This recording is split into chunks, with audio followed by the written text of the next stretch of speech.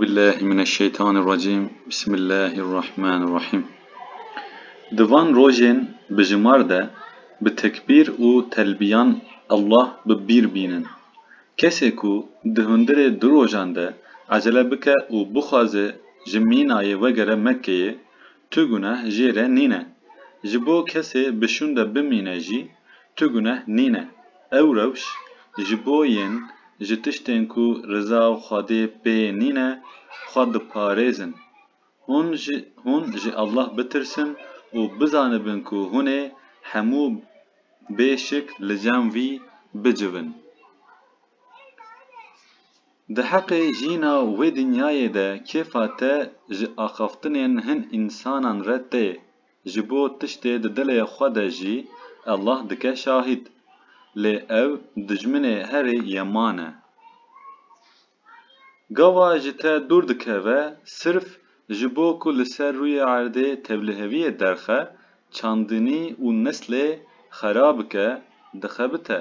Allah ji fesadiyê qet hez nake.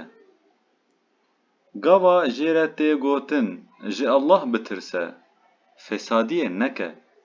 Quretî wî digire û wî hîn bêhtir dikişîne gunehan. Êdî cehennem besî wî ye.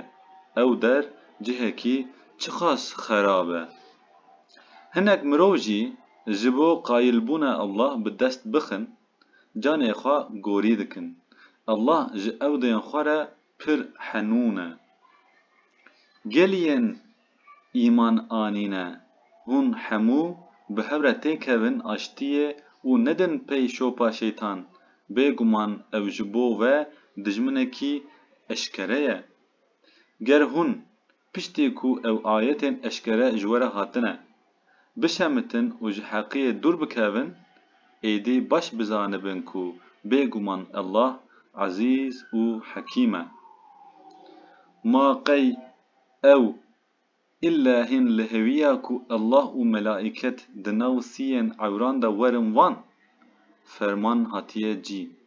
Kar tev bi bal Allah ve tên vegerandin.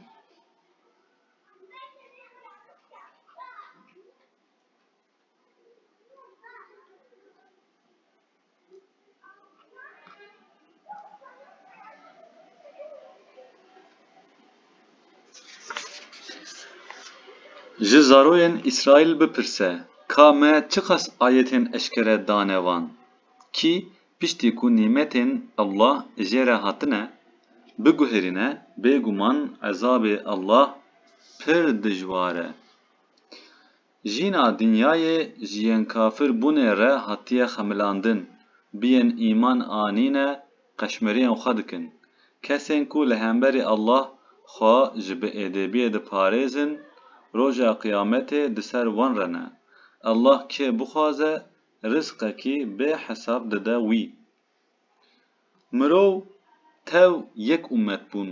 Allah pêxember bi mizgînberî û hişyarkerî ji wan re şandin. Ji bo di navbera mirovan de di tiştên ku ew li ser bi hew ketine de hukûm bikin jî, kitêbên ku rêya heq şanî wan didin bi wan re daxistine. Heya ku ayetên eşkere ji yên xwedî kitêb re nehatin, ji çawnêbarî û zikreşiya xwe li ser wê bi hew neketin. Loma Allah jî bi destûra xwe wê heqiya ku ew li ser bi hew ketibûn, şaniyên ku îman anîne da.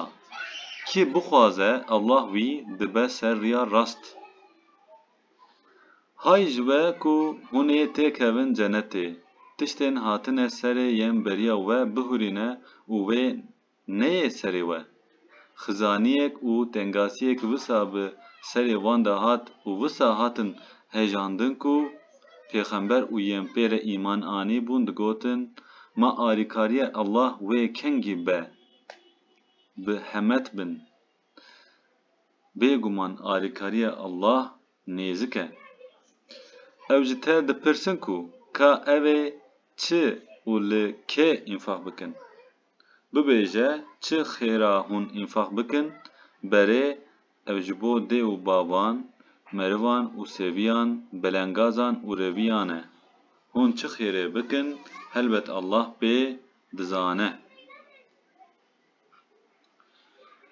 بوه نه خوش بجی شر لوه فرض بویه تشتکی بوه نه خوش به دبکو جواره بخیرتر به تشتکی هون جی حزبکن جی دبکو جبوه نه بخیره نه بخیر به الله دزانه هون نزانن شر دمها برومت ده اجته دپرسن ببیجه شر ده ده گناه کی مزنه لبله پیشی گرتنا ریه الله و انکار کرنا وی من کرنا مروان جمزگفت حرامه و جوه درخستنا اهل مکه لجمع الله گناه کی مزنتره فتنه گناه کی قتل مزنتره گر او بکاربن حتى كو و جدينه و بزورينن و او شري و بكن جوا كي جدينه خو وگاره و لسر كفرية بمره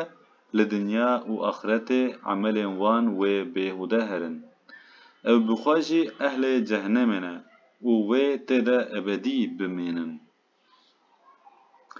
بيگومان اوين ايمان آنينه هجرت کرنه و دريه الله دا جهاد دكن او رحمت الله هیویدکن الله غفور رحیم او خمره و قماره اجتا دپرسن ببیجه ده هر دویانده گناهن مزن و